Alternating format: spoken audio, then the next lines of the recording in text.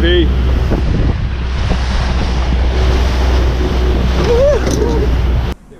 Hey, what's going on today, guys? It's Nathan here from Kite, and today I'm going to be answering a few questions for you guys about foiling behind the boat. Now, quite often we have people that are getting into foilboarding, whether they're doing it with a kite or with a surfboard or any number of other things, and they're wondering what the easiest way to get into it is. Really what I like to do, even with kiteboarding, is segment the different parts of kiteboarding. So if you're learning how to fly the kite, well, learn how to fly a trainer first, right? And essentially what foiling behind the boat is the trainer kite for foiling. So when we're going out there behind the boat, what we can do is totally focus on learning how to foil rather than focus on the kite, or if you're surfing, paddling into a wave and standing up and then getting to your feet. What this is going to do is isolate all those other things from foiling and help you fully focus on foiling itself. So that'll be really helpful as you learn how to ride a hydrofoil in the water. One of the best things that we really like about the boat is that it's a very clean environment too. So it's typically like flat water. It's typically about the easiest way that you can learn how to ride a hydrofoil, and you can really control that whole environment. So it's a great way to get successful as soon as possible while doing it comfortably. And what you can also do is learn how foils operate very differently. So you can make small adjustments once you get up and riding, and you can actually see them quite easily behind the boat because it's such a controlled environment. Now, with all that said, let's dive right into it.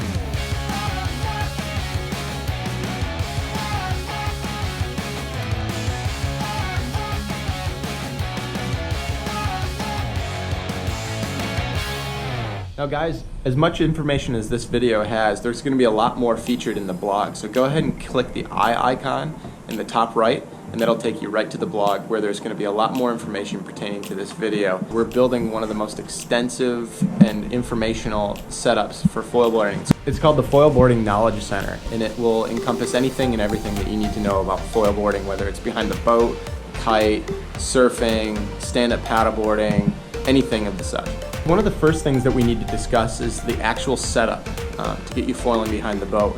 And to start, you'd really be surprised at what you can foil behind. You can kind of get going behind almost anything as small as a fishing boat with a small outboard on it, or a jet ski, or a pontoon boat, or a wakeboard boat, or a water ski boat. There's a bunch of different styles of boats that you can do this behind, so the applications are pretty endless when it comes to that. Now the other side of this too is you need an intermediate level of experience with riding behind a boat.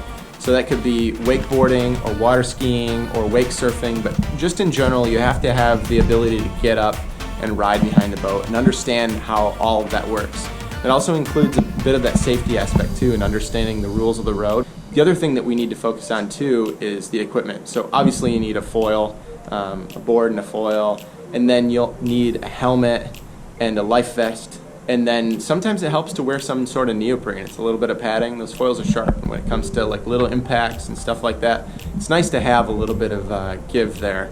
We definitely like running that sort of setup. So after all the basic stuff, you're gonna need a rope. And sometimes people use some shorter ropes. I think I tend to disagree with starting out with the shorter rope. And the reason for that is it puts you out far enough behind the boat to where you get away from that turbulent water. Now the boat and the propeller, whether it's a propeller or an impeller with a jet ski or anything like that, it tends to shoot out some turbulent water for quite a ways behind the boat. And really what you're looking for is a rope that's going to get you far enough back behind that to be comfortable. Now the other thing that really helps with this is short masts. So a variety of brands offer a shorter mast option so you can learn to start with a little bit more comfort. And we really like using those shorter masts. So if you're really uncomfortable or you're riding in any sort of like flat water situations, especially with the boat, I like to start out with that 15 or even the 20-inch mast. It's a really good setup, really going no further than 20 inches behind the boat to start out. It's just a really nice set of training wheels, and you don't need the longer mast to start at all. And as far as that mast go too, I like to start with the mast as far back as possible. And really what that will help us do is keep the board from coming up on foil right away, and you have to make a conscious decision to come up on foil. And additionally, when it comes to straps, I like to either use no straps or the slingshot half straps. Really having that ability to bail and get away from the board is pretty key when it comes to foiling for the first bit. And speaking of bailing, we should probably talk about that to start. So when you get up on foil, you're really going to want to fall away from the foil. And what happens is sometimes the foil will come back up at you from your front. You'll need to lean backwards and get away from it. Or if it's falling forwards, you're going to want to jump back. Ultimately, you're going to want to try to jump in the opposite direction of the foil and avoid that right away. It just generally helps to kind of be comfortable and go with the fall. Now's the time to learn how to actually foil behind the boat, so we need to jump in the water. And one of the first things I want to remind you of when you jump into the water is that there is a foil underneath of that board. So when you put it in the water and you swim up to it, make sure you don't kick the thing because it kind of hurts. So to start out, this is where it kind of helps to have a little bit of a background in riding behind the boat, especially if you can take the time to ride a wake surfer with a full-length rope and learn how to get up with that, because there is a technique involved, especially if you're riding with no straps, to learn how to get up on the foil. So ultimately what you want is the driver to put the boat in gear. Once you kind of get the board running perpendicular to the direction of the rope, you want to place your feet and have the boat in gear or idling forward at a very slow speed. And you want to use that pressure to be able to place your feet in the proper spot with the foil. Ultimately, when you're ready, that's when you want to give that driver the signal to slowly accelerate. Now that's the key, is having the driver slowly accelerate. If they hit the throttle like you would on a wakeboard or anything else, you're just going to immediately come up on foil and fall backwards. It doesn't work out very well at all. So you need to have a driver that's very, very sensitive with the throttle, and this is the key to learning how to foil. So to start out, you want that driver to pull you to your feet. And this is where it's really helpful to have someone in a boat that can kind of slowly and smoothly accelerate rather than having like a smaller, underpowered boat. If you have something with a little bit of torque where you can just slowly accelerate and come up to your feet, that's going to be really helpful. And then from there, what you're really going to look for is that sweet spot for riding on the board. So once you get up to your feet, you may notice that you're not fully on plane or just kind of struggling with keeping your speed. You might want to have that driver increase the speed just a little bit. Really, to start, you're looking for that 9 to 12 miles an hour range. Certain foils and certain weights of the riders require different speeds, and certain boards require different speeds. So you're going to want to be conscious of all that. Now, obviously, the larger board, you can get up on the board a lot slower, so with a lot slower speed. And a smaller board, you're going to need a little bit more acceleration to get up on board. Now, once you reach your feet, you're going to want to really try to maintain as much front foot pressure as possible. Now, the reason for this is you don't want to come up on foil in too early of a time. So the key here is we want to just get up and riding and comfortable on the board, not on foil. So with the board on the surface of the water. And where I like to kind of start with my hands is having 2 feet on the rope. And that will kind of promote a bit more of a forward bit of pressure. Rather than holding on with your front hand, then you tend to, not be as square. And you want to square up your hips, square up your shoulders to the board, and just kind of maintain like a loose, comfy feel. Bend your knees, just as you would on a regular board behind the boat. So now, once you're comfortable riding on the board itself, it's time to learn how to fly. And getting up on foil is really a matter of transferring your weight back.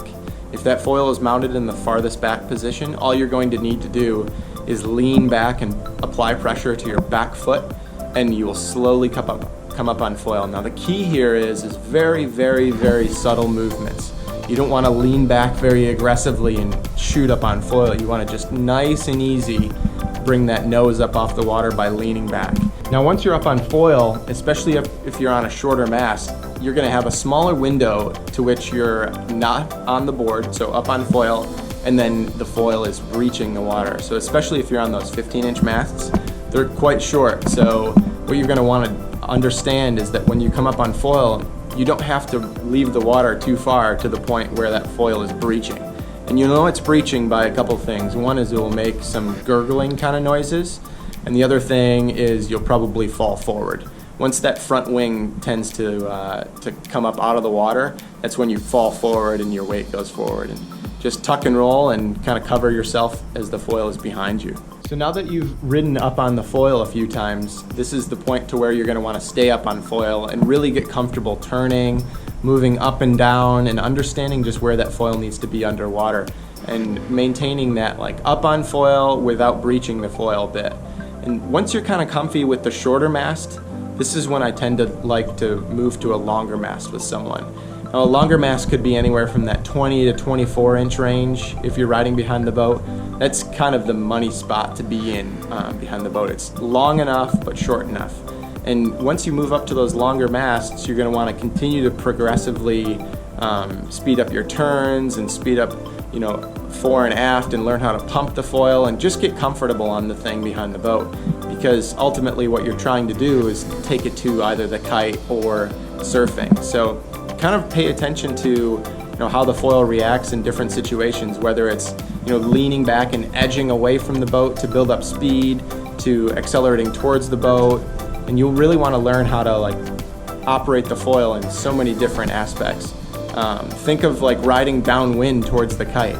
You're not going to be pulling against something, you're going to be truly up on foil, so you want to learn how to ride it flat, maybe turn towards your toe side and turn in that direction. It's just a matter of becoming as comfortable as possible while up on foil and not touching the board or breaching the foil. Now there you have it, guys. You spent some time behind the boat and you're ready to take it to the water behind the kite or in the waves. Guys, if you have any questions on riding behind the boat, or have any like tips or tricks or anything that you've learned, feel free to comment below in this video, and we'd love to get that dialogue going with you. Again, this is something that we've only been doing for a few years now. We've really whittled down and tried to figure out the best ways possible, but surely there are other ways that you can do this. So we're open to suggestions and any ideas. Now guys, if you like this video or any of our others, be sure to like the video and subscribe to our YouTube channel. And if you want more information, go ahead and click the eye icon on the top right, and that'll point you to anything and everything you need to know about foiling and our complete and comprehensive foilboarding knowledge center that's building and growing every day. Well guys, thanks again for watching, and we'll talk to you soon.